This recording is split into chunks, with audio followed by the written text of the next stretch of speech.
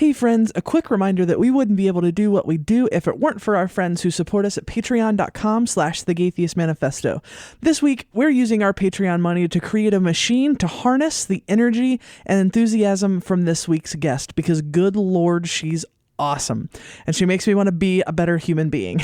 Helping us construct this marvelous machine this week are Ollie and Emerald Witch. Thanks so much, friends.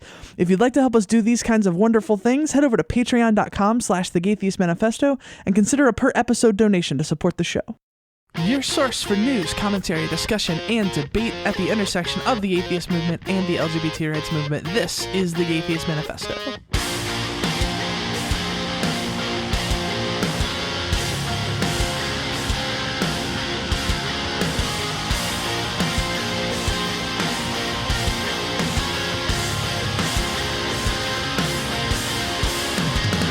Hello and welcome to the Gaytheist Manifesto. I am your host, Callie Wright. This week we are bringing you an interview I did a few weeks ago at PastaCon. The interview is with youth empowerment activist Madison Kimrey. She gave a really great talk about her own story and her passion for youth involvement in politics. Her story starts when she was 12 years old. She wanted to meet with Governor Pat McCrory of North Carolina, her home state. He was taking action to diminish voting rights in the state, and Madison wasn't stoked. She showed up to the governor's mansion to demand answers, and in response, the governor called her a liberal prop in a radio interview. She's been going nonstop ever since, and I'm really, really excited to have her on the show to hear her perspectives on activism. So let's just do some introductions real quick. Tell me your name. Tell me why you're here. Give me some of your story. I'm Madison Kimrey. I am a atheist and a political activist for youth involvement in politics and voting rights and stuff like that. Obviously, there's the stereotype of like the apathetic youth. Yeah. And so you're not that. Right. And tell me how you got there. Basically, I mean, I've always kind of been involved, so I'm not the best, like, I had this dramatic realization of I like politics, because I always have. But I didn't really get involved into local politics, and I didn't really realize the vital importance of local politics until I was 12. And I started going to like demonstrations and Moral Monday rallies and stuff like that. Really started learning about a lot of issues that I didn't even really know were issues at the time. Like, I knew the things that were important to me, but voting rights was something that I really learned a lot about through Moral Monday, and now that's my thing. So what is Moral Monday? Moral Monday is in North Carolina, and now other states are doing it as well. They're rallies that are basically, they just kind of discuss different issues, and there's different people there representing different things. You know, there's religious and secular and LGBT and straight, and just every one that could just be there. Like a forum for ideas kind of thing? Yeah, okay. Sort of, yeah, and just kind of trying to make a difference, especially in something as, can I curse? Oh, yes. Yeah, okay, so especially in something as fucked up as North Carolina. Right. So what makes you different? I mean, because I do think the stereotype of the apathetic youth is an inaccurate one, yeah, but there is some truth to that. You definitely. Like, people who are younger, generally speaking, there is a group of people who are completely apathetic, and the people who are involved seem to be like super hardcore, passionately involved. Definitely. So what do you think is different about your life or your experience or you as a person that gets you there as opposed to your peers who may not be?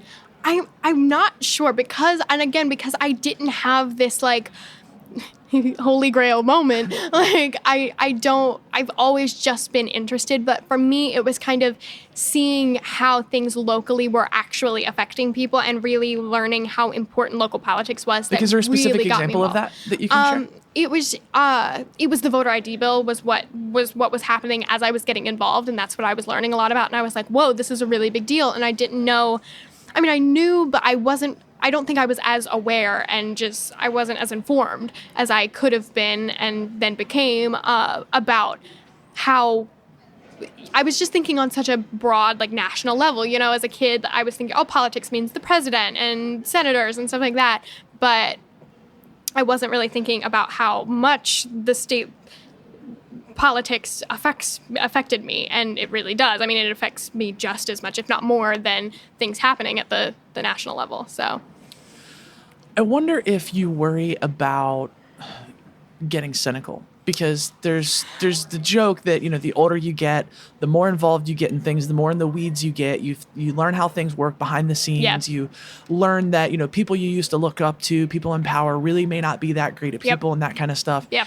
And it becomes sort of a joke. It becomes this expectation, right? That the more involved you get, the more jaded and cynical you get. Yeah. And I don't get that vibe from you now. And I'm Right. curious if you're worried about that. I am, in a way. I was like cause I was a campaign fellow for the Democratic Coordinated Campaign last summer. I got to work in Florida. I got to live there for the summer and work and stuff. And the whole time I was just like, do I still love this? Like, am I still like, it's not like, obviously a fight isn't fun, but in a way it is, like I feel like if I didn't love it, I wouldn't do it this much.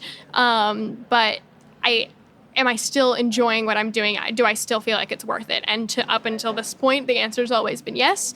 But I am worried about the time when I'm like, why am I just? And since the election, that's been even more kind of, I guess, pertinent in my mind of like, the outrage fatigue is real. Like I talked about it in my speech, but after the election, I was just like, I worked so hard. And I'm 16. So even though I was alive for the end of George Bush's kind of term, I've grown up in an Obama country. Like that's all I really remember. Like I don't remember anything about Bush's presidency as it happened, But, and that's another reason why they say a lot of times young people are less involved, because it's like, if you're a person really who is lucky. Progressive, like for most of the life that I remember, things have been, if not good, like trending that direction at least. So it doesn't seem as urgent. Exactly. Yeah. And we've been really spoiled with Obama. Like, and now that we're in this, we're like, oh my God, we're not like, it's easy to fight when you're winning. I think David talked about that yesterday, but it's definitely a lot easier to fight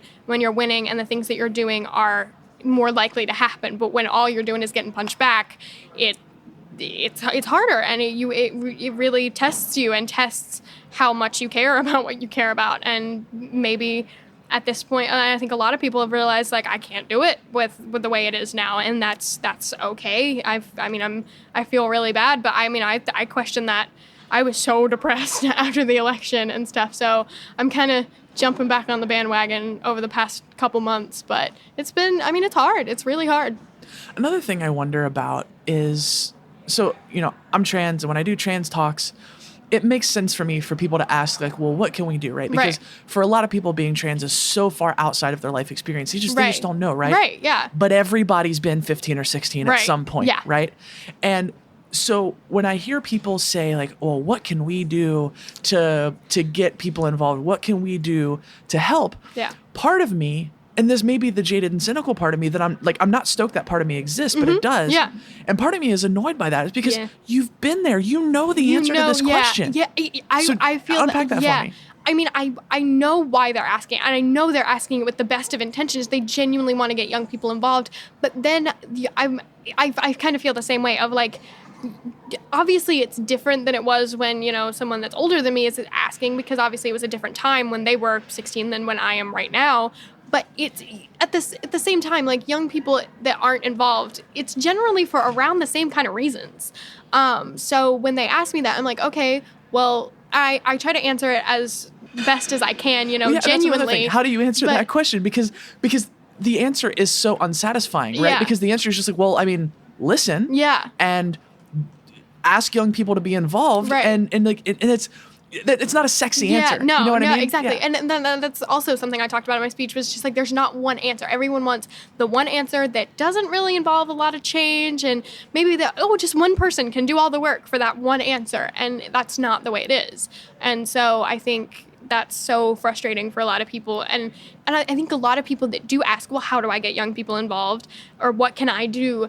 When I tell them, they're like, oh, okay, I understand. But then so many times people they say, oh, we want young people involved. And then when young people show up, it's like, oh God, there are these young people with new ideas. We don't want that kind of change right now. We can't, we're worried about too much that we're doing. Right. I've been here. What do they know? Right. Yeah, exactly. And I understand where it comes from, but that's the problem. And like, that's what needs to change. So I can't, like, I understand the motive behind that, because you want those young faces, but when the young faces actually start doing things that might interfere with your ideas, then you can just go back home. Like, we don't really need you anymore.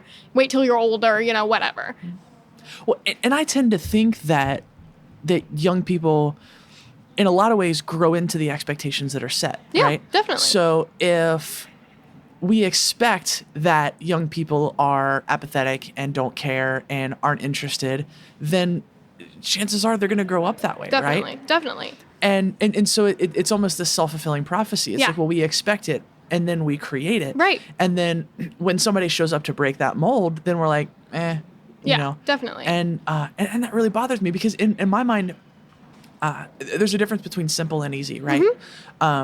Solving political problems, solving social problems, it's not easy, but in a lot of ways it really is simple, because there are people who want to show up. Definitely. When they show up, how we react is what's different. It's what makes the difference. Yep. And saying, cool, you're actually, not only are you welcomed in this space, you're enthusiastically welcomed in this space. And it bothers me that seems to be such a complicated concept for people. Do you struggle with that?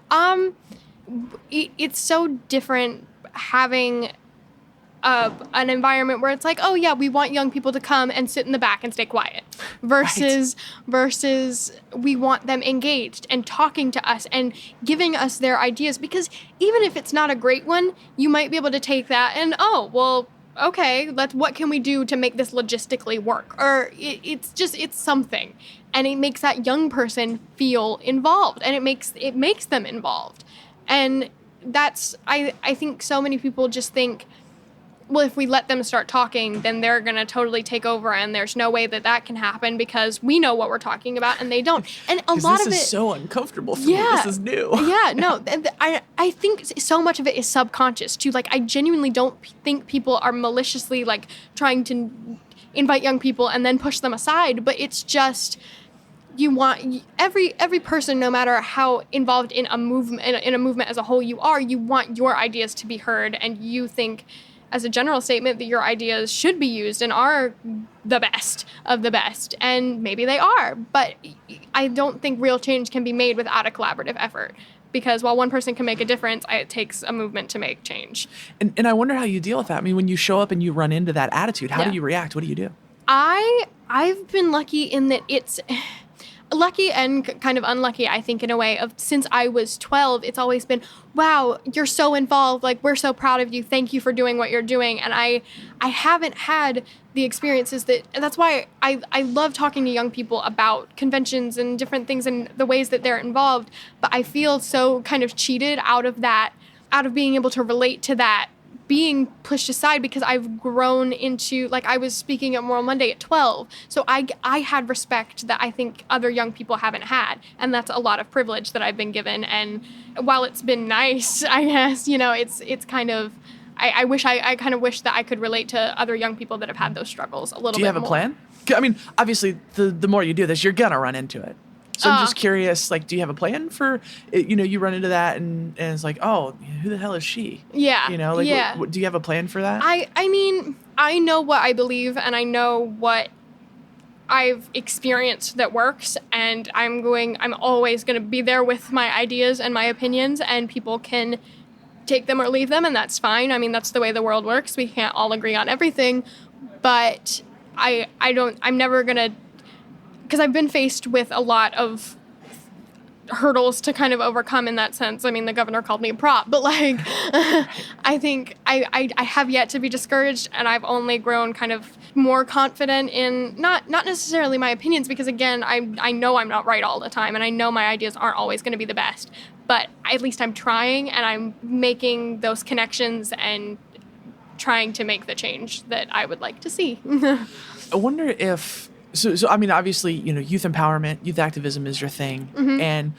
something that I struggle with a lot is the idea that, the entire context for my activism is around the fact that I'm trans. Right. And that's an important part of who I am, but it's not the most important part of who I am.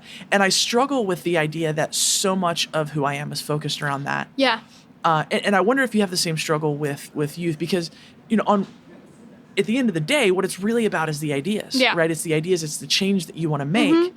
And I wonder if you feel like the youth context is an advantage or a disadvantage. And I mean, spoiler alert, I'm sure it's a little bit of both. Yeah. But like, I'm just wondering if you can unpack that for me. Yeah, I think it definitely is. I mean, I'm glad I have kind of a defining thing. Like, if I had to pick something that I would want my name to be associated with, it's definitely getting youth involved. I mean, that's the thing that is most important to me, and I kind of used voting rights a lot for that. You know, I mean, that's how I got involved in youth involvement was through all of the voting rights and the pre-registration and stuff, and I still care so passionately about that. But I think they kind of go hand in hand. The pre-registration and the youth involvement, you know, impact each other. But I definitely, and I think I've noticed it a lot here at BostonCon of just like people feeling like atheism is their defining characteristic and kind of wanting to separate themselves from that. And I think that's a problem with a lot of activists. You have this passion and you're talking about it, and then people start to associate you with that, and it's like, yes, I'm so passionate about this and I care so much, but that's not what I want to be known for. I want to be known as someone that's passionate about a lot of things, and yes, this just happens to be one of the things I care about.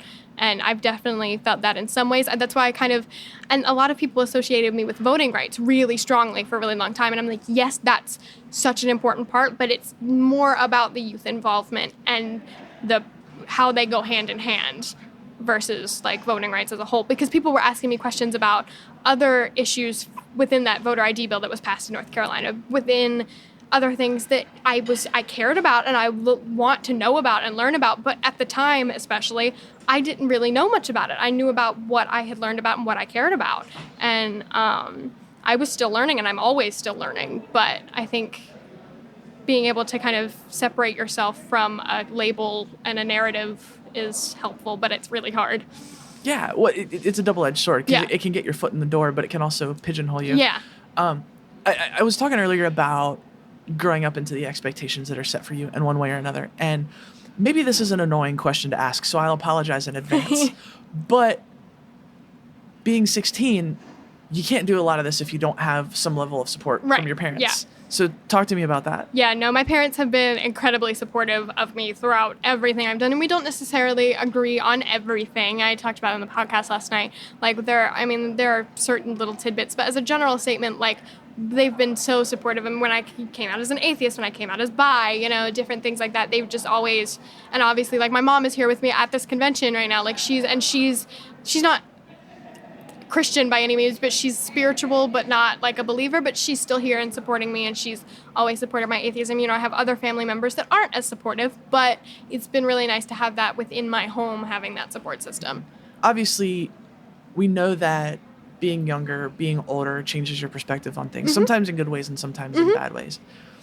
And I guess if your thing is youth empowerment, I guess the answer to this question is yes. But I wonder, do you think that distinction is one that exists as like a matter of fact, or is it something that we've created because you know, older folks want to be dismissive of younger folks? Like, do you think the perspectives are inherently that different, or is it something that we've created that we can solve?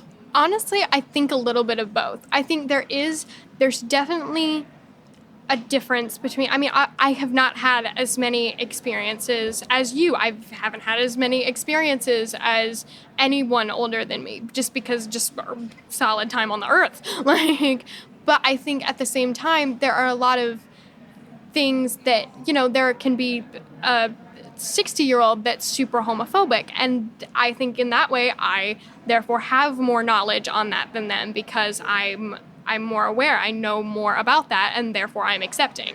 You know, and I think it kind of goes both ways. Another double-edged sword of, yes, you've had more time on the earth, but you might have not been open to learning about the things that I have, so therefore I might have a leg up on you in some way. So I think in a way it's been created, and in a way it's kind of there. Like, obviously, just by solid earth time, like, I'm not going to have had as many life experiences, but that doesn't mean that I don't know as much in the same realm.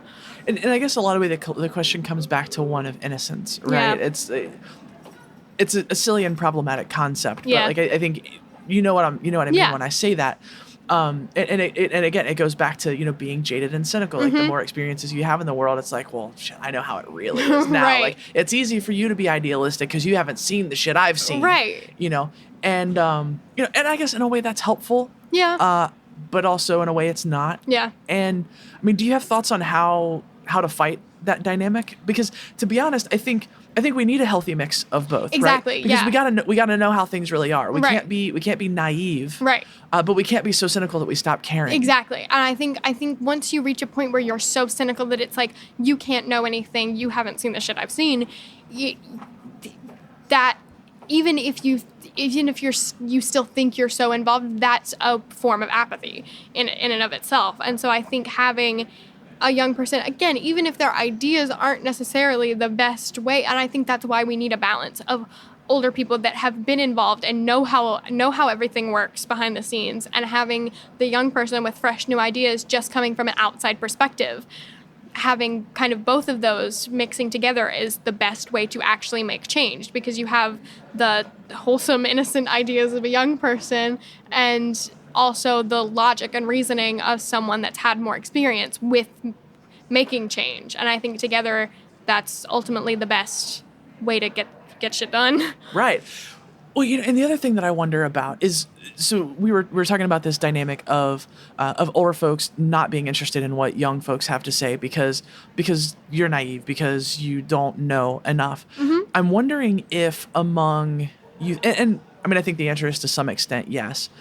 I wonder if there's a similar dismissiveness of people who are older and more quote unquote experienced, and saying well, yeah, you're jaded and cynical, so you're not the best person to speak on this either. Right. So is there a similar dismissal that goes the other way? I definitely think so. And I think that's part of the apathy of young people, quote unquote. Like, I think that's a lot of it is you're kind of gonna fit into the mold that was kind of set out for you. So if you believe that if older, more experienced people believe that young people can't make change because there's no way that they know how it works, and then young people think that older people can't make a difference because they're too cynical, then nothing is getting done, and we're fighting against each other so much that it's never going to happen. So it's so hard to find a balance and get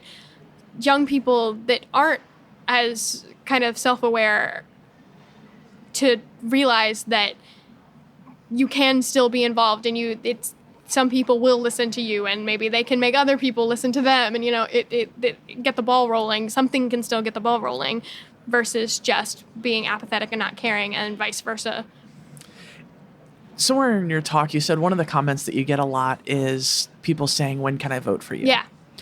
And again, there's the dichotomy in me. There's the optimistic me that says like, yeah, that's really hopeful. But then there's the cynical me that's like, why do I have to wait until I can vote for you to support you, right. to support what you're doing? Right. Why do I have to assume that you're going to run for office and that's the default way to make a difference? Yeah. And I don't, obviously voting is important. Yeah. Running for office is important. We want to have the right people. I mean, I would love to burn the system down, but that's a different talk, right? But we need people who want good things in office. Mm-hmm. But I know personally, I'm bothered by the idea that that's the solution. Yeah. It's part of it, of course. Yes. But we assume that someone who is youthful, someone who's out there and very outspoken, that like the default thing is running for office, and that like you're 16 now, we got to wait another 2 years until you're 18 before we can start the real work. Yeah. And does that bother you? It's definitely, the more I've realized, and as I've gotten older, I've become more reflective on the stuff that happened when I was 12 and 13 and stuff like that, because even though I've been involved ever since, it's just kind of like, I can look back and be like, wow, that was different than I remember it being, and I can look back on it with a different perspective because I'm older, wow. But I think being as young as I was starting kind of made it, I was kind of oblivious to the comments that were being made, but now looking back on it, I can say like, yeah, it's kind of frustrating because even though I'm not passing legislation, I'm still doing things that are making a difference. I'm still, even if it's just, one like kid that followed me on Instagram and it's like, wow, you've really inspired me. I'm going to start writing letters to my like state legislators and stuff. Like that's still making a difference. And even though I'm not in office, I'm still doing things to support other people running for office that are doing the things I want to see them doing and supporting causes that I believe in and stuff. And I don't think I agree. Like it is frustrating that it's like, oh, you can only really make a difference. Like you're doing good stuff, but you're only going to really be successful until you're not really going to be successful until you're in office. The pinnacle of doing good is getting elected. Yeah, like you'll peak in office. I'm like, it's all downhill for me. Yeah. God. Another thing that I always wonder about, especially in the context of younger people, and again, this is me kind of being cynical, and it's part of who I am, and I'm not super happy about it, but it's there. Yeah. I wonder if you worry about like missing out on the stuff that's usually associated with youth, like the innocence and that and having fun and all of that kind of stuff. Because I think about that. I mean, I'm 32. I mean, I'm not like old, but I'm firmly an adult. Yeah. And some like I do activism stuff, and it's important to me, and it's fulfilling, and it feels good. But like a lot of times, I'd rather just like sit on the couch with my fiance and watch Star Trek. Yeah, you know what I mean? And there's some missing out on that. But again, I wasn't super political or super outspoken or anything like that. So I had that. Yeah. And I'm curious if you worry about missing out on that, or is this part of that fun? Yeah, for you? I think it's part of it. I definitely do. And I still have, like, I skipped 2 grades when I was a kid. So I would have gone to college at 16. And then when I was 14, not shocked by that, by the way. Not surprised. And I would have gone, but then when I was 14 and I would have been doing my freshman year of high school, I undid the grade skips because I ended up not really wanting to go to college early. I think I could have been fine. I just wanted that time to build my resume and get those life experiences, especially because at that point I had already had all of this stuff happen with the governor and everything. And I was like, I felt like I skipped some, in between being like a middle school kid and like I feel like I skipped all of high school, and I was just like, oh, I'm an adult, like a fully functioning human being now, which is why I started my Black Functional Human Being, haha. No, and when I undid the grade skips, it was for various reasons, but now I'm even more glad that I did, because it's given me a chance to be able to do the activism that I'm doing and love it, because I'm still living at home. I'm not having to support myself and do all of this. And it's given me like a lot more freedom to still be a kid. And and when I first started when I was 12, I got comments all the time being like, you shouldn't be doing this. You should be at home playing with your Barbie dolls. And I'm like, oh God, that's painful. Yeah. Yeah, no, it was, and that was really discouraging then. But now I'm like, but at the same time, I was having those experiences that I should have, air quotes, been having as a kid, but I was still making change that I wanted to make as a kid. Right. And those things don't have to be mutually exclusive. Right, exactly. Right? Yeah. So like I'll go, like I'm here today and tomorrow I'm going to like rehearsal and where I'll see all of my friends and be in the play that I'm in and stuff. So God, I feel like I'm not the person who makes people cynical. I keep asking these questions. Yeah, I know. I wonder if you're ever bothered by how impressed people are by you. Yes. Yes. The answer is yes. This is obviously stuff that comes very naturally to you. Right. This is just you being you as a human being, right? Yeah. And so you're just like, I'm just doing me. Yeah. Right? And people are like, oh my God, this is amazing. Yeah. And I feel like if I were in that position, I'd be like, are your expectations really that low? Right. Well, so it's very stressful. And like the older I've gotten, the more like scared of change I think I've gotten within myself. Like not objectively, but just within myself. Yeah, no, exactly. I'm like, I don't know, can I like undo 2 more grade skips and just stay in high school for like 2 more years? Like can what am I doing? I'm not ready. Like, which I think is a normal part of growing up, of just like being scared of not being ready enough. Yes. Yes, that is perpetual. Especially like I'm applying to colleges soon and stuff. And I'm like, oh my God, I'm not good enough. I'm not ready, whatever. So, but it's been a thing ever since ever since I started of just like, wow, you're incredible. Thank you so much for doing everything you're doing. It's amazing. And I'm like, but it's not, and it shouldn't be. And and I understand that it is because not a lot of young people do what I do. And I understand that. But at the same time, it's like, if you're that shocked by what I'm doing, that kind of explains why other young people don't get involved.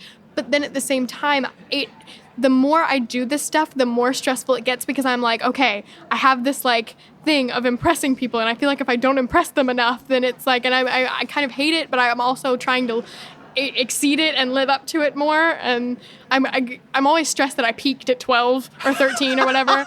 So, yeah. Oh my God, that's incredible. No, I'm like, I met the president when I was 13. That's like, I got to go in the White House and meet Obama and stuff. I'm like, how do I go up from here? And it's really stressful now writing my college applications because I'm like, I did all of this when I was like 12 and 13. This wasn't during high school. How do I include this?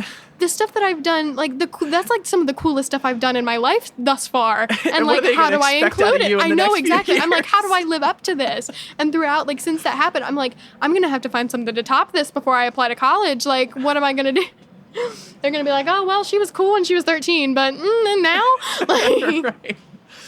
Oh God. So I mean, what are your plans? I mean, you just, you're applying to college. Yeah. Do you have, do you have specific ambitions? Well, I want to double major in theater and probably political science, either like political science or communications or something like that. Yeah. Interesting combination. Yeah. Cause I think theater is such a passion for me and I love it so much and I want to have that education in it.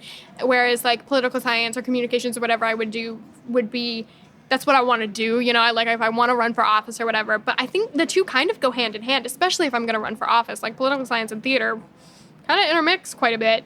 And I think political science has helped. I mean, I think theater has helped a lot with the political stuff that I've done. And, even just being on stage or auditions or whatever have helped me with the public speaking that I do, stuff like that. So I don't know. That's what I want to do though. And I want to there's kind of the more realistic one. And then there's the one that I just want to learn and because I love it. I love poli-sci too, obviously. I'm here, but... Last question. Maybe not the last question. I'm sure I'll think of more. But I wonder if you think there are more people like you in hiding. Definitely. And the reason that I ask that is because so the caring, the activism, the want for change, and all of that is obviously like intrinsic to who you are as a person. But you also seem to have the personality type. You're very outgoing. You're very extroverted. You're very like, this is where I'm at. I don't care if you don't like it. I'm ready to have this fight. Yeah. But I think there are probably lots of people who have the first part, but not necessarily the second part. Yeah. And that's not a character flaw. Right. It's just how people are. It's just how people are. Yeah. And people who would love to do what you do, but are held back by sort of the things that we've been talking about before, the bigotry of low expectations. Yeah. Right. And so yeah, talk to me about that. Yeah, I mean, I actually as a human being am very introverted, but I'm doing what I've done has definitely helped. I can't just sit in a corner at conventions and stuff, which I definitely used to do. I would just go and I would if I was speaking or whatever, I'd sit in a corner and then I'd do my speech and then I'd go sit in the corner and people would talk to me and stuff and I'm friendly, but I just I like being alone a lot too. But I think to really make connections with people, I've learned, at least for the time when I'm around people, it's not really fake. I mean, it's still who I am, but it's just kind of a more ambitious kind of me, I guess. Something you had to learn as opposed to something that you were, that's inherent. That makes sense.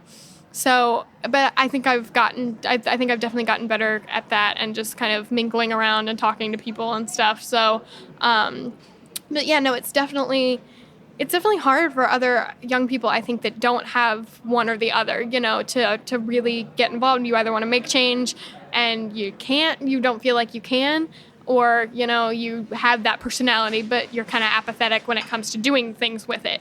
I've been lucky enough to at least try to be able to do both, but I think that's why it's so important for young people to find each other because, while one person might want to make the change, the other might have the personality, and they can work together and really, they can go to conferences and stuff like that together. Well, and that's a thing that I talk about a lot is so much of supporting people who are doing Yes. good work is just getting out of the way. Yeah.